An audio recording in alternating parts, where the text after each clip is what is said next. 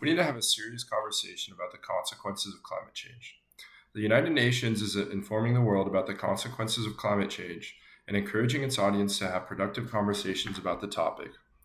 We're going to be examining this article published by the United Nations and determine why it is productive, what conversations the article encourages us to have, and how they are calling out the biggest carbon producers to cut their emissions. First off, what is this opinion article about? The United Nations published this article, created by an individual who has a university education, understands science, and a very high regard for facts and evidence. Based on data gathered in the latter half of 2013, this problem will continue to exist until the year 2103. This article is a call to action to get the world to talk about the consequences of climate control. Methane gas blooming in the Arctic was cited in this research by MIT researchers. This article is a prime example of mostly productive discourse because of its inclusiveness, deliberation, and empowerment. There is bias towards certain authors that leads me to believe that this could be a shot against his competitors. The first quality that I discovered in this article was inclusiveness. It states that political figures such as Al Gore and U.S. Senator Jim Inhofe are ignorant to what is happening and neglect the focus that needs to be put on climate change. Nick Lewis, a so-called independent climate scientist, cherry-picks evidence out of the GWFP's report to support his own biases.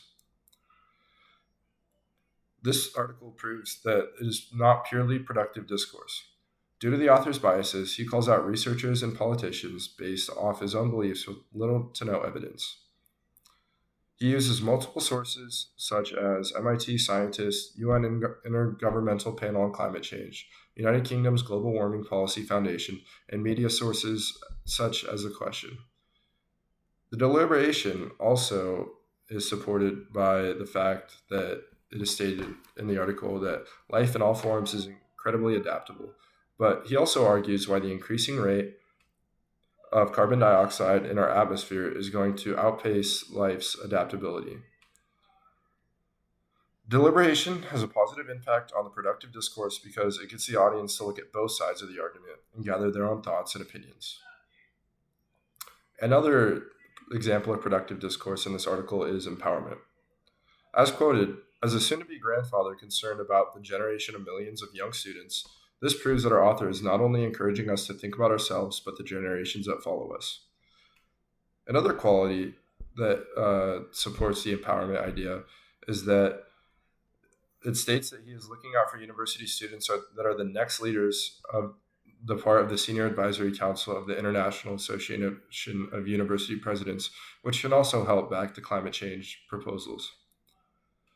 This builds a connection with the audience to think about someone other than themselves and to protect the future of our planet and the human race, which is why this example promotes productive discourse.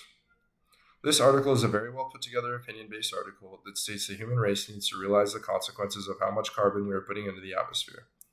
The audience is informed in a positive way to end climate change in the United Nations and talk about it to others to help inform their decisions. Thank you.